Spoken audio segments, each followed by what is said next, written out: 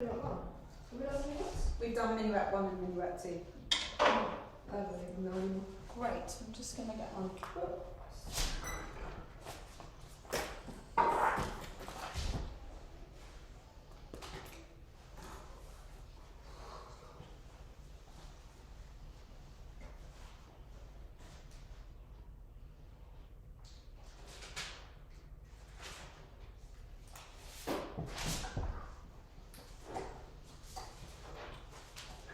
Yes, I think that you did some teaching points with Karina, which I may not have written down where you are up to.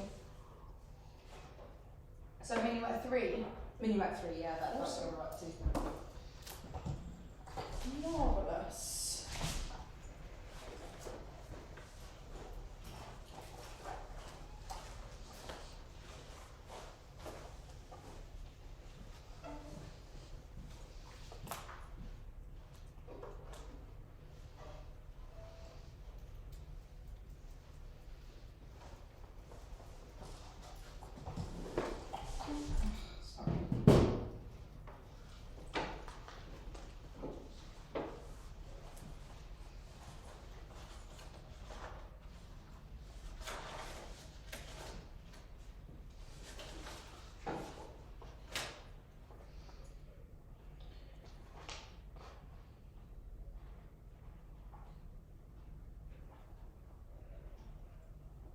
Okay, so let's just begin by playing.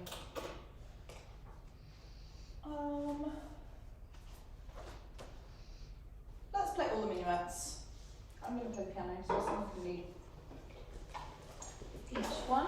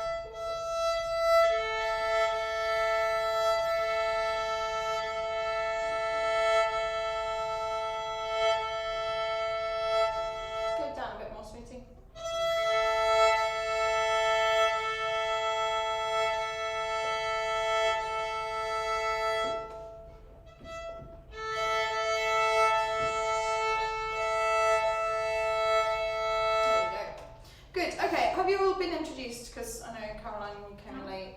Olivia. Olivia. This is Olivia's doing work experience with me this week. Okay, so Kit, could you please leave Minuet 1 come over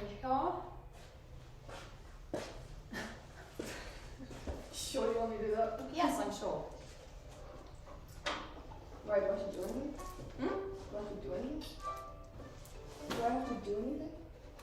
Lead it. Do you remember how it starts? Yeah. Okay, well then you're pretty much set. Nice tall violin, tall head. Caroline, why don't you go there, sweetheart? That's it.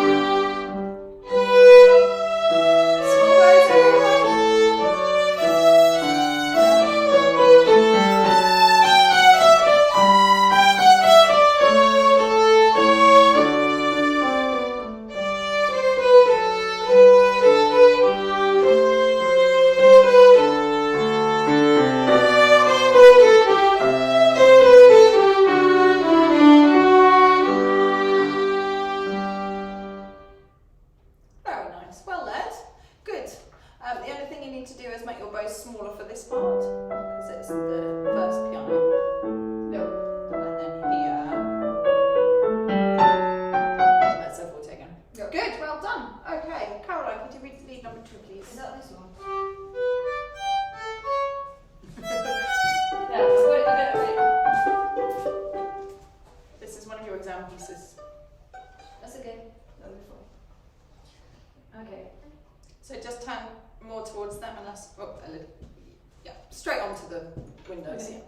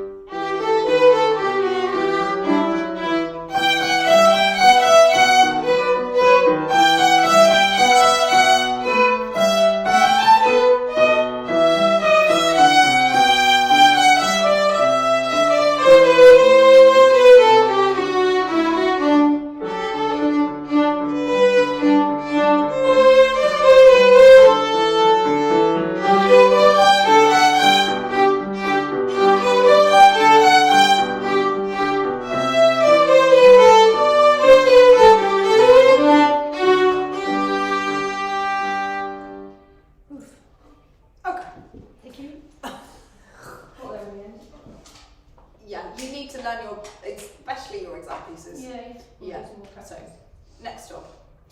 Okay, now Minuet 3, please. Yes.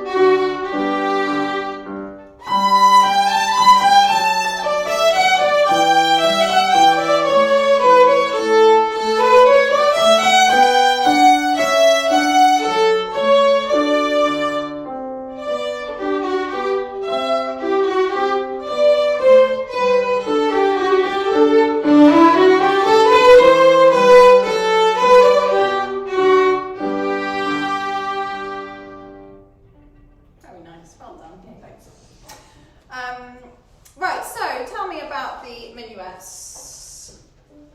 When you look at them as a whole thing, why are they there? What are they for?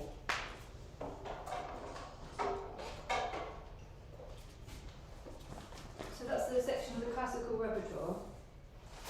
No, it's all sections, isn't it? Like you've got studies and. Yeah, so it's your first real music, isn't it? Yeah. Yeah, you go into the proper pieces. Well done. What are the other sections? Would you say? Anyone?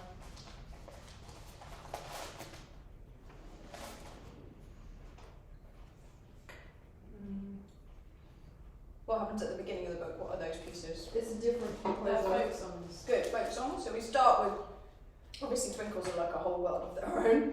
And then you've got the folk song section. And then you've got studies. And then studies mostly written by Dr. Suzuki. In fact, are they all written by Dr. Suzuki?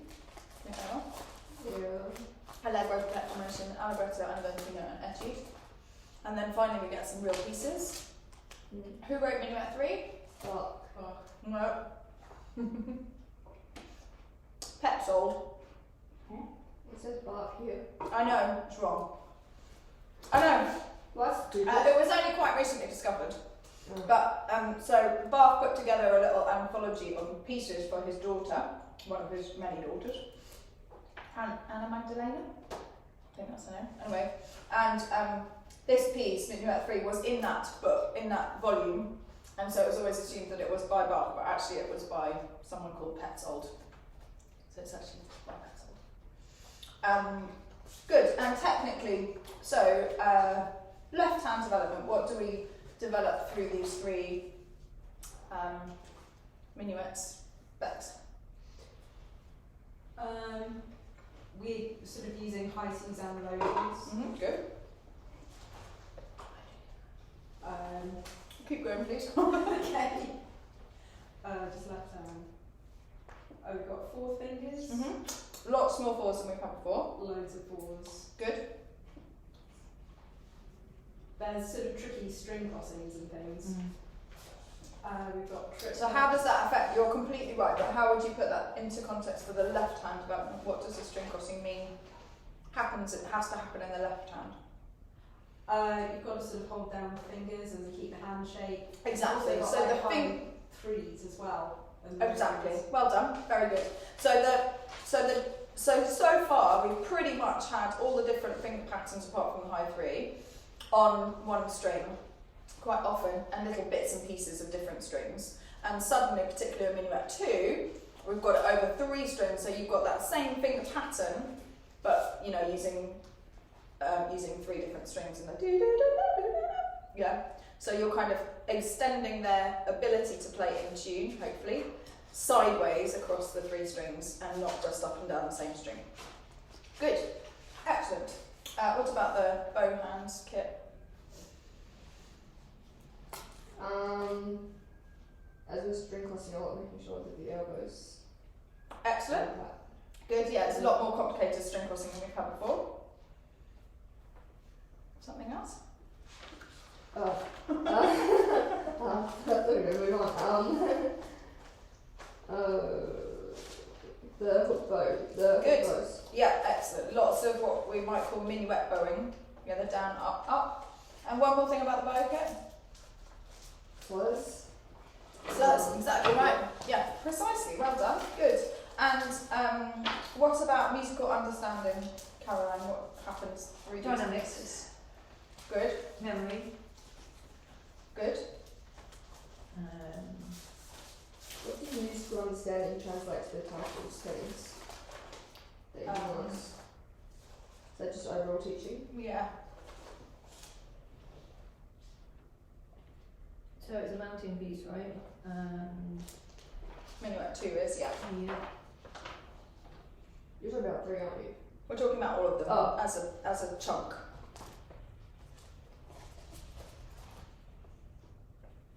So ABA. Good. What do you think you would start to talk about during these 3 pieces that we haven't talked about before? Because we've had dynamics, but we have not had. Oh, the soft Genito markings. Yeah, maybe. Thinking more like dynamics, what's the development of dynamics? Crescendo and the diminuendo. Yeah, and turns it into, for example, what would you teach in the first line of Minuet 3 that is not dynamic changes? That's important. Phrasing. Yeah. So this is the first time really that the dynamics are not just a sort of block of loud or quiet, and you actually are thinking about, you know, obviously you could teach phrasing and attitude if you really wanted to, but it's not the most musical pieces. Whereas in Minuet 2, if you just play the same dynamic where you have the dynamics written, and it's a much less interesting performance than if you actually start talking about where the important notes are, which bits are, you know, destinations and which bits are travelling notes. Also helps to bring in the ringing notes and make sure that you've got those happening. Is this in all of them or certain bits? Yeah, no, I think in all of them, Yeah. particularly in review. And then you've got the first triplets in Minuet 2.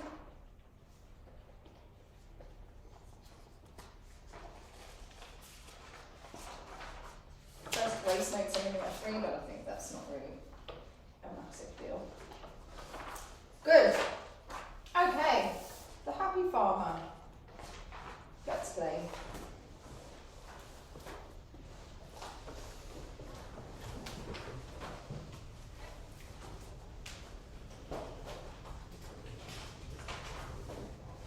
It's been a while since you played some of these.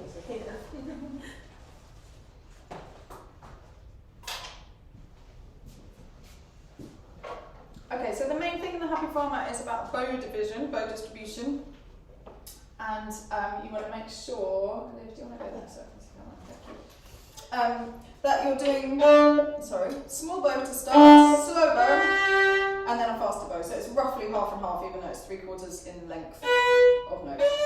About half. Yeah. So let's just practice to the halfway point.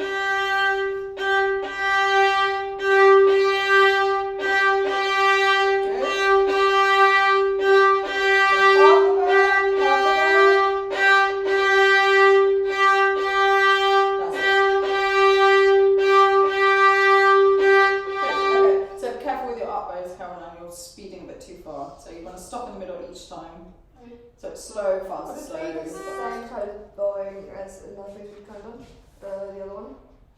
Where you've had to stop and then like A kind of till children. Yeah, that. It's a similar concept. Yeah. Yeah. Obviously not the same, but kind of the same. Yeah. Yeah. Well done. So let's play. So you're in the middle.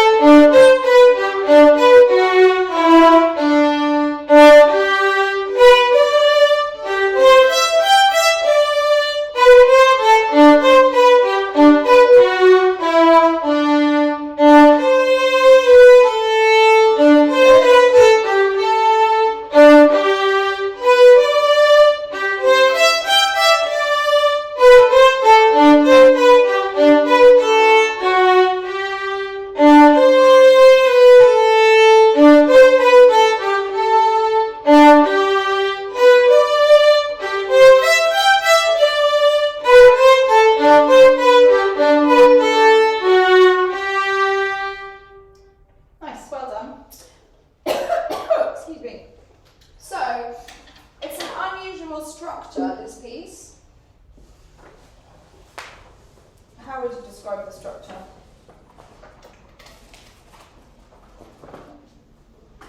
A-B, or something? I don't know. No! That's why it's unusual. A-B would be like most of the pieces we've played in the book, wouldn't it? A-B. I don't know. Say again? A-B. I don't know. I'm just No. following these line things here. I don't know. I have no idea. Okay, if you look at the lines you've got identical. A-B. Caroline? Say again? Is it like A-B, A-B, A? No. It's A. A-A. Thank you. A-B-A. Yes, it's A, Mm. B, and then A2 sort of thing. B, A2. Yeah. Why it's unusual, you have exactly the same thing twice in a row at the beginning, just like we did in Allegro and lots of other pieces, but then it's not just a middle section and that again, which just turns it into like a lopsided cake. Yeah? So you've got A, then A again, then you've got this like layer cake pattern, B, A2, B, A2. So for the kids, I think it's very helpful to teach, they all know 3 blind mice, but it starts on a 2, so I teach silly like 2 blind mice, 2 blind mice, and you get 2 blind mice twice in a row. And then once you've done your 2 blind mice, you never do them again.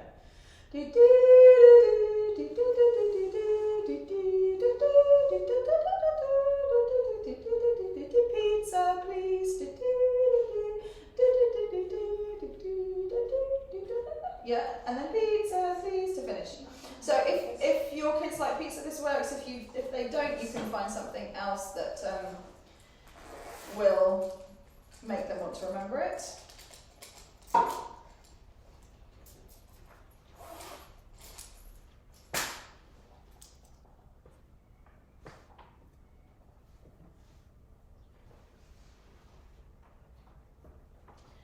But basically you want to be very clear with them about that weird structure.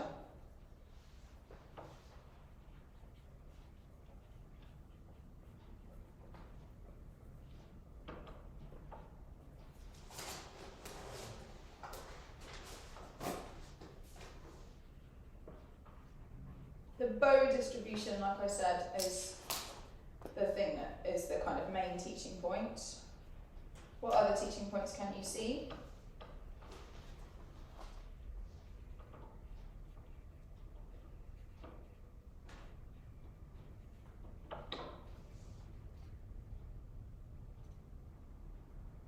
They've got the hooked bowing and the dotted rhythm for the first time. Yeah, excellent. We've had, like Kit pointed out, the same 3/4 and quarter equivalent in O Common Still Children, but it doesn't really help them because it's A was so long ago and B it's such a different piece. So do make sure that you do the dotted rhythm exercise at the bottom of the page as preview. And you're basically teaching half the bow for each note and a stop for the third quaver. So we don't really teach where you're trying to really get the gap as small as possible. You're really teaching 1, 2, stop, go, 1, 2, stop, go, 1, 2, stop, go. So 1, 2, stop, go is a useful phrase as well. 1, 2, stop, go. Yeah.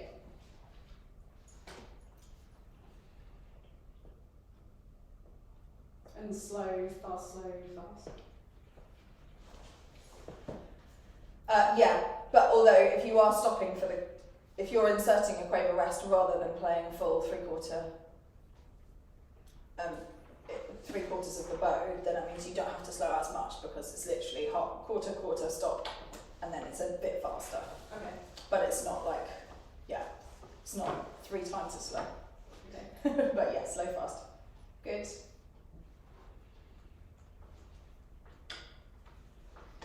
What do you think you would want to pull out as a box? 1, 2, 3.5. Yes, I would recommend you just do 1 and 2 to the slow bow on the D. So dun dun bum bum bum bum bum stop. Yeah, that's right. That Yeah. box, and then you do want the next bit because the string crossing is tricky. But I would put it. So I've put it in the next line, so it looks very separate. Dun dun dun dun dun dun dun dun. So they're thinking about different things. Oh, yeah, 'cause it's the same. Yeah. Yeah, you don't want them just to do one big box that's got loads of different things to think about. So is it just that one bar with the upbeat quaver? Yeah, the second one. Yeah. Okay, cool. So up to that D for the first one. We've got Yeah. yeah, and then this, that one, okay. is the second one. And that's the third. And then he's in the B section, yeah. Yep. You got it. Great. Remember learning this piece? Yeah. No? Did you like it or not? I don't think I liked it that much. I preferred the slower pieces. Yeah. Okay, good. Who can tell me what colour your fingers are going to be on which strings for this piece?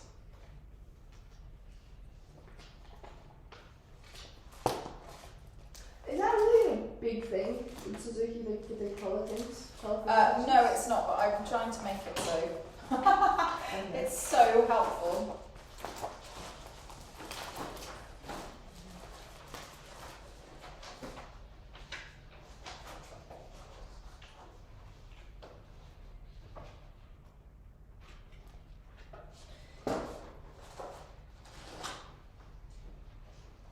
If you've got the finger patterns there, can you just hold them up for everyone, please?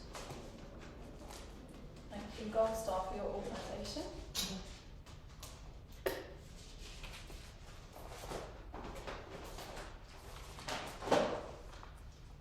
I want to say 1 and 2 sometimes, like alternate. I don't know. Do you mean red and blue? Yeah, that one. Yeah. Yeah, it is a combination of red and blue. It's not alternating. Well, you Like specific strings are specific colours. A string's blue, D string's red. Good. And E string kit?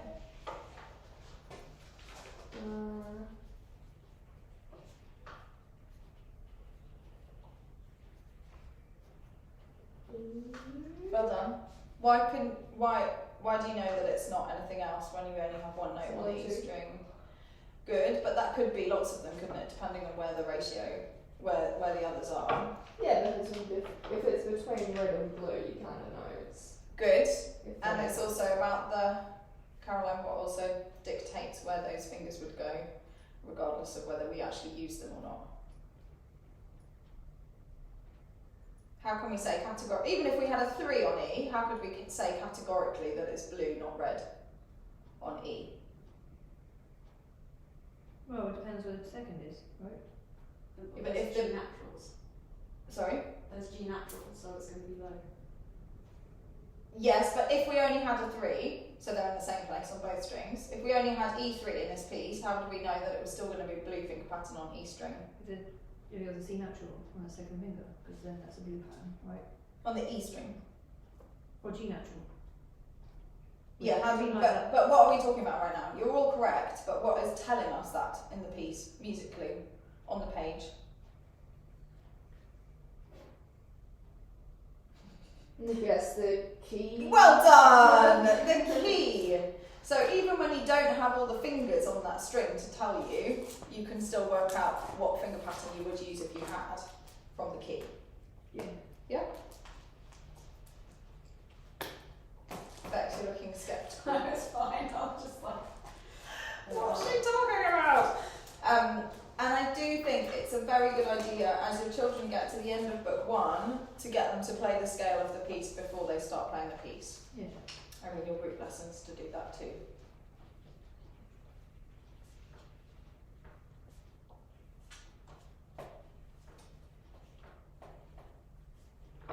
Thank you very much to those people who sent me assessments. I have not had a chance to look at all of them. Oh yeah, I'll send that to you right Yeah. now on the road. Okay, cool.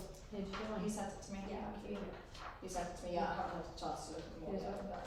That's great. Okay. Now I'm running out of understanding, memory of where we're up to with timing.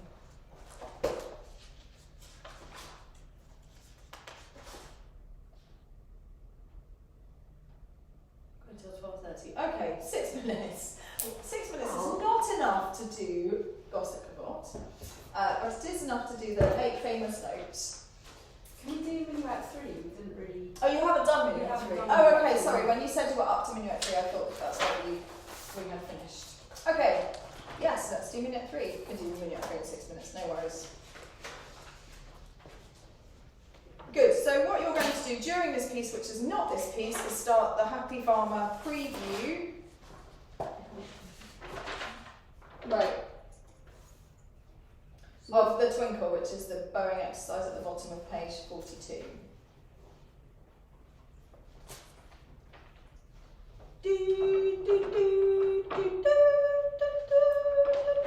Yeah? Yeah. This one? Yeah. So while you're teaching Minuet 3, that's the preview for the next bit. And you're already doing the 8 famous notes from Gossip and Rock from Minuet 2, yeah? Or even maybe Minuet 1.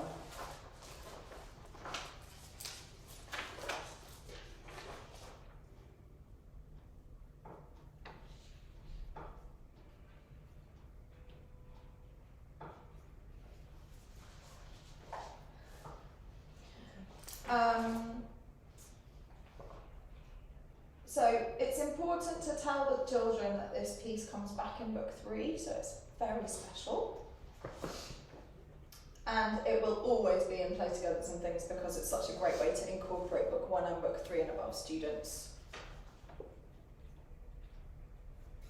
It's very well used in traditional method as well. Yeah, exactly.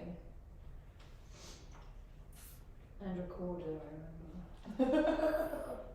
It should be this piece. Good. The tick boxes are ringing tones.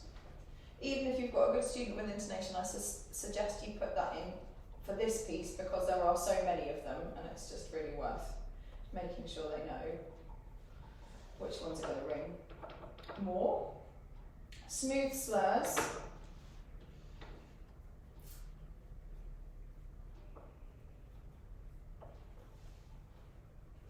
Boxes and bowing. And then of course you will add, if you've got a student that's working on their posture, if you've got a student who's working on their tone, you know, like whatever your students need, but those are the things that are sort of universal. We have the development of slurs and the refinement of minuet phrasing.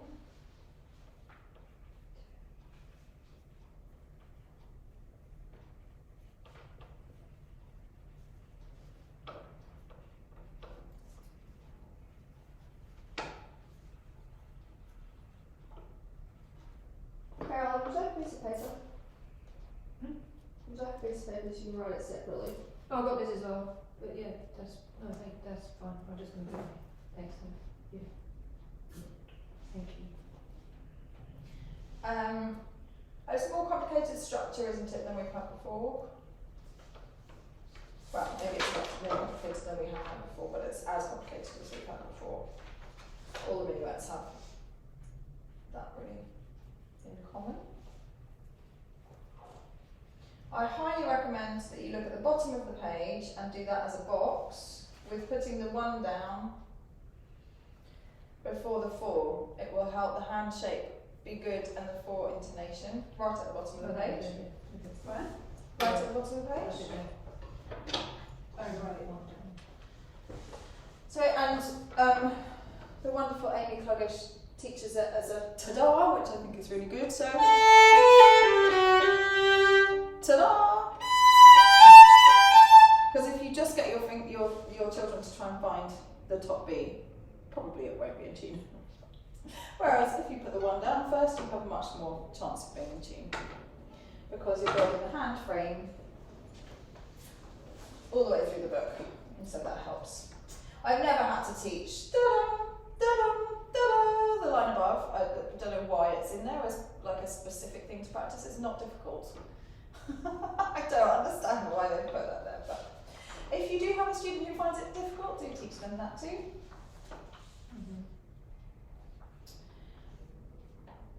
So your practice boxes are what I just played, 15, 16, 17.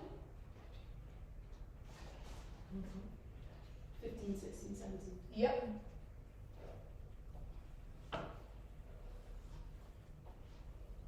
And then 25 to 28 for the 3rd finger staying down. Keep this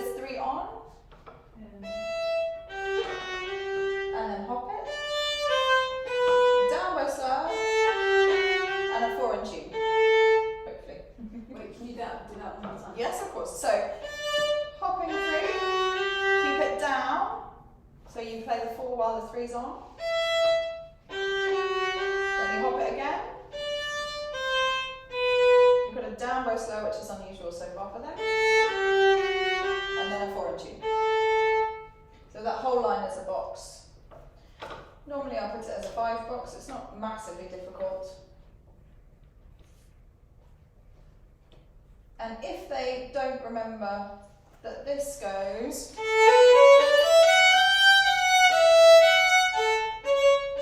rather, then you need to put that in a box.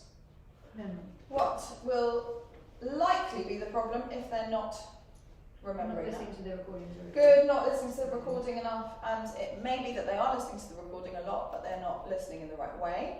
And it may also be that they are listening, but they need something more kind of like intellectual to think about. So when you're on the E string, don't play E3. When you're on the A string, you do go do do do do. Because the thing that's tricky about that is that it works. You can play and then just get back to where you were. So by yourself at home, especially if you don't have a very musical parent who's going to remember that you will realise that you've done it wrong, it's really easy for them to practice that a lot incorrectly.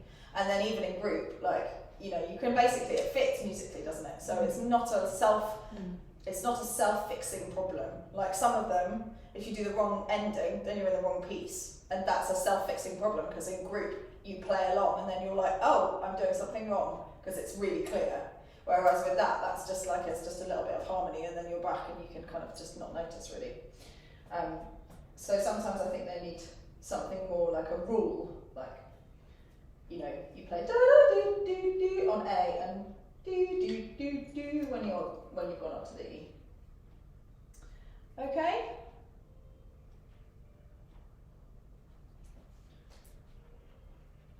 Do you want to play Minuet 3 once more just to think about all of that stuff? Sorry, I misunderstood you before. Sure. Yeah?